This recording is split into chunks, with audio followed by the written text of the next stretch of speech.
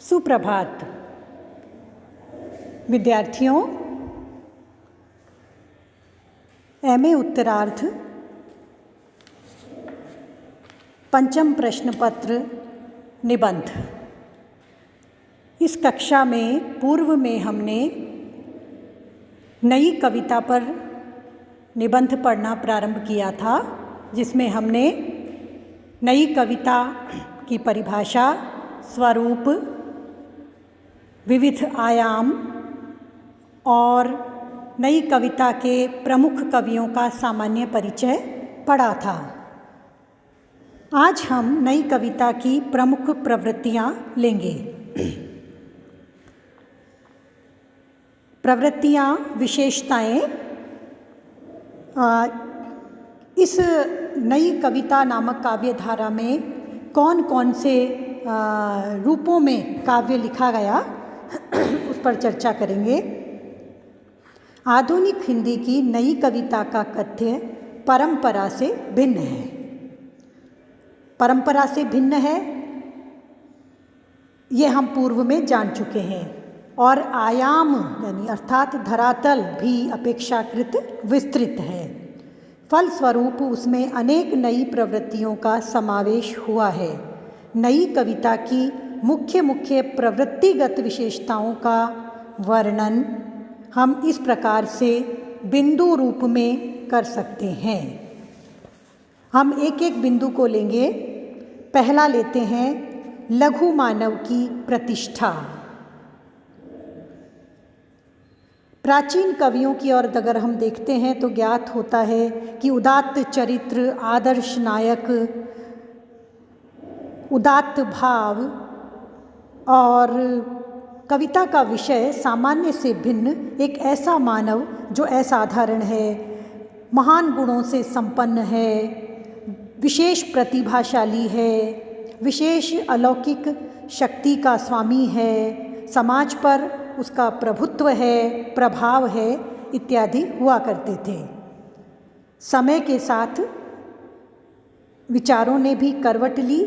जिस तरह शासन की बागडोर आज सामान्य जनता के द्वारा तय की जाती है, उसी तरह कविता का विषय भी शूर, सामंत, महाजन, पुरुषोत्तम से परिवर्तित होकर सामान्य जन बन गया। नई कविता ने साधारण से अति साधारण जन की प्रत्येक मनोवृत्ति, प्रत्येक स्थिति, प्रत्येक गतिविधि को बारीकी से देखा, समझा और उसे भी कविता का, लेखन का, रचना का बहुत विस्तृत विषय माना जा सकता है।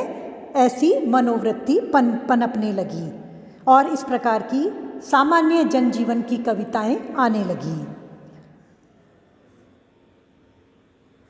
यहाँ ये पंक्तियों में देखिए, लघु मानव का यथार्थ चित्र कितनी सजीवता और तत्परता के साथ अंकित है।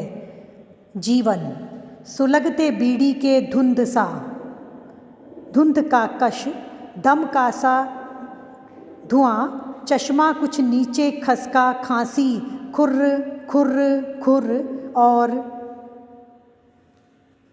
चुप।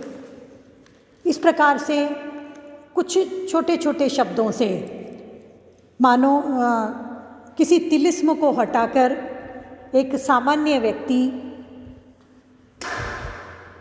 की वास्तविक अवस्था का चित्रण इसमें किया गया हो। दूसरा बिंदु हम लेते हैं वैयक्तिकता। परिभाषा के दौरान भी मैंने बताया था कि अज्ञेय जी जब कहते हैं यह दीप अकेला स्नेह भरा है, गर्व भरा मदमाता पर, इसको भी पंक्ति को दे दो, तब उनका संकेत समष्टिगत चेतना के साथ व्यष्टिगत चेतना की महत्ता को भी निर्धारित करना है। नई कविता में सबसे प्रबल स्वर वैयक्तिकता का है। आज का नया कवि संपूर्ण समाज का प्रतिनिधि बनकर भावों की अभिव्यंजना करता है। कवि को यह विश्वास है कि वह संपूर्ण विश्व को अपने अंतर्गत आत्मसात कर सकता है, अपनी आवाज़ से सारे विश्व की आवाज़ बन सकता है, किंतु इस आवाज़ में उसकी वैयक्तिकता का कहीं तिरस्कार नहीं होगा। कवि कहते हैं, मेरी अंतर आत्मा जहाँ से ग्रस्त नहीं, दादी के मोह में अभी वह फंसी नहीं, मैं अपनी आवाज़ की ताकत से कंपित कर सकता हूँ अखिल विश्व। हम देखते हैं कि पिछले कुछ वर्षों में वैयक्तिकता की भावना, मैं सोच सकता हूँ, मैं कर सकती हूँ, मेरा अस्तित्व, जिसे हम अस्तित्ववादी चेतना से जुड़ाव भी कह सकते हैं, ये सब नई कविता की वैयक्तिकता की परिधि में आ गए हैं। तीसरा बिंदु है बौद्धिकता।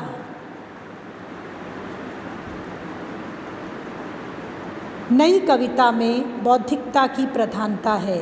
यह मर्म को स्पर्श करने में अपनी सामर्थ्य को अधिक खर्च नहीं करती, चूँकि नई कविता के कवि जीवन यथार्थ से सर्वथा संलग्न है।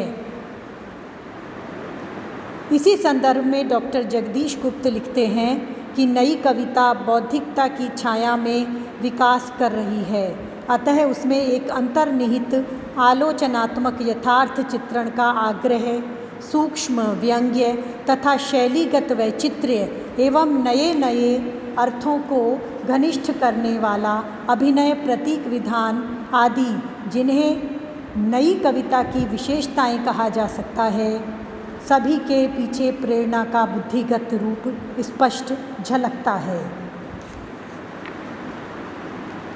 बुद्धि हमारे भावों को कुंठित नहीं करती। हाँ, बुद्धि का जो चेतनागत स्तर होता है, उसमें भावों को विशेष महत्व नहीं देकर जो उपस्थित है उसी को महत्व दिया जाता है। अगला बिंदु है मानव के प्रति नवीन दृष्टिकोण। नई कविता में मानव को कई रूपों में चित्रण किया गया है। एक रूप में मानव व्यक्ति पर आग्रह है, उसके व्यक्तित्व के विकास, उसके मन की पहचान, उसकी राग विरागात्मक वृत्तियों को समझना आदि। इसे मनोविश्लेषण भी कह सकते हैं। अज्ञे जी की वही पंक्ति यहाँ फिर हमारे सामने आती है कि यह दीप अकेला स्नेह भरा है, गर्व भरा मधुमाता पर, इसको भी पंक्ति को दे दो।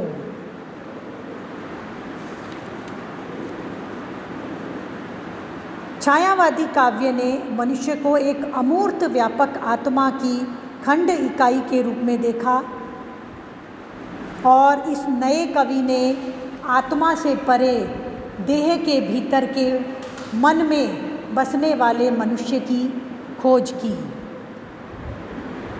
नई कविता ने मनुष्य को पौराणिक महानता, पुस्तकीय अस्तित्व से बाहर निकाल दिया। साथ ही इस काव्य में मनुष्य को दीनहीन, अकिंचन या एकांगी भी स्वीकार नहीं किया गया है। सामान्य से सामान्य मनुष्य को इस काव्य में जगह मिली है। मानव दृष्टि इस प्रकार भी कवियों ने अंकित करने का प्रयास किया। मैं जिंदगी का मुसाफिर हूँ। प्रताप नारायण त्रिपाठी कहते हैं, मैं ज़िंदगी का मुसाफिर हूँ, उस बेलौस ज़िंदगी का जो अपनी लाश की पसलियों पर पाँव रखकर ठहाके मारती है और फिर दौड़कर अपने ही अजात शिशु के कपोलों को चूम लेती है और उस सार्थक आस्थावान मृदु स्पर्श से वाष्पित हो उसके प्राणों में समा जाती है। अगली विशेषता है क्षणानुभूति। नए कवियों के लिए क्षण दार्शनिक और वैज्ञानिक दोनों ही प्रकार से चिंतन का अंग बन गया है। वह क्षण को शाश्वत सत्य की उपलब्धि के साथ जोड़ता है। संतों और भक्तों ने जिस क्षण भंगुरता का बोध आध्यात्मिक धरातल पर कराया, उस क्षण भंगुरता को अनुभूति के रूप में परिवर्तित किया नए कवियों ने और उससे यथार्थ का उपचार कर दिया। नई कविता में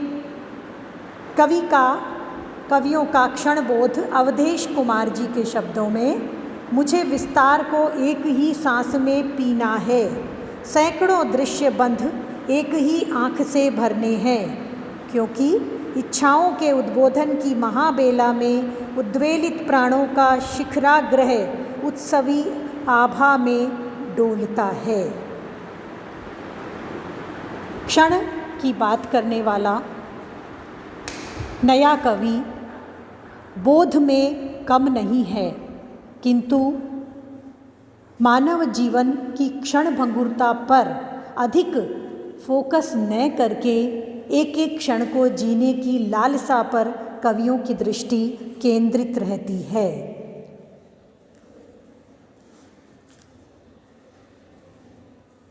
यथार्थवाद का आग्रह एक नई विशेषता। नई कविता में यथार्थवाद का आग्रह है। नए कवियों ने स्त्री पुरुष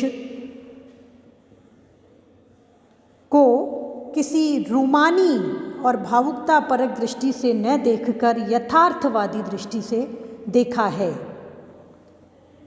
आगे कहते हैं, चेहरे थे असंख्य, आँखें थी, दर्द सभी में था, जीवन का दर्द सभी ने जाना था।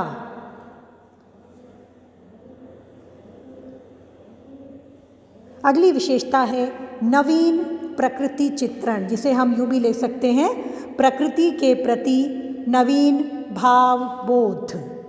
नई कविता सामाजिक बहिर्मुखता के प्रति प्रतिबद्ध है, इसलिए इसमें प्रकृति विषय कविताओं की रचनाएं मात्रा में कम हैं। भाव ये है कि ऐसा नहीं है कि नए कवियों ने प्राकृतिक प्रतीकों का प्रयोग नहीं किया है, अवश्य ही किया है, किंतु उनके लिए ये भावुकता या केवल आलंबन या उद्दीपन की सामग्री देने वाली न होकर के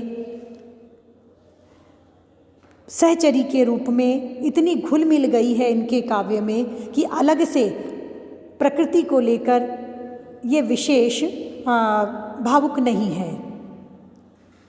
केदार अग्रवाल जी कहते हैं, जल रहा है जवान होकर गुलाब, खोल कर होठ जैसे आग गा रही है फाग। अगला बिंदु है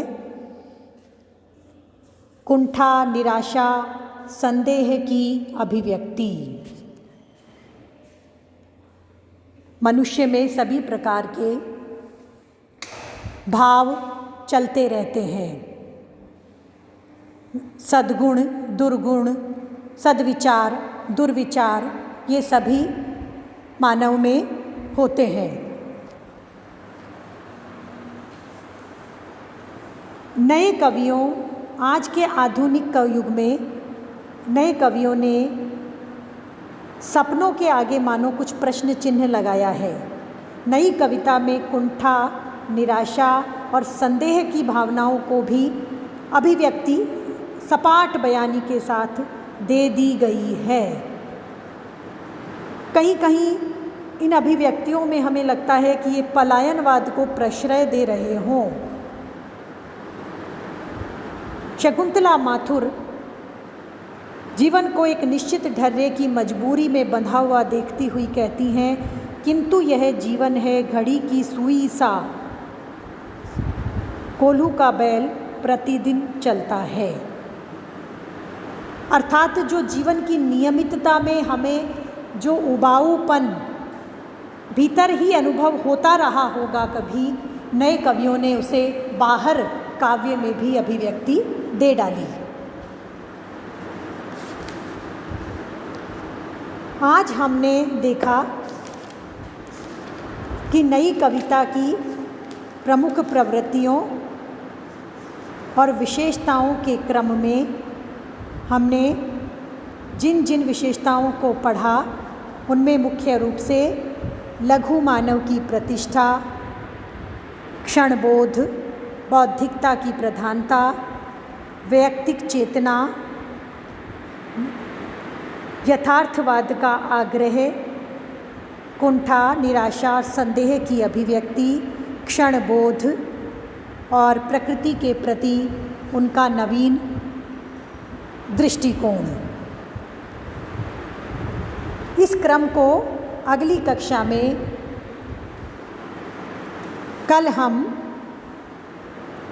भाव पक्ष संबंधी 2-3 बिंदुओं को और लेते हुए नई कविता की कला पक्षीय विशेषताओं पर भी चर्चा करेंगे।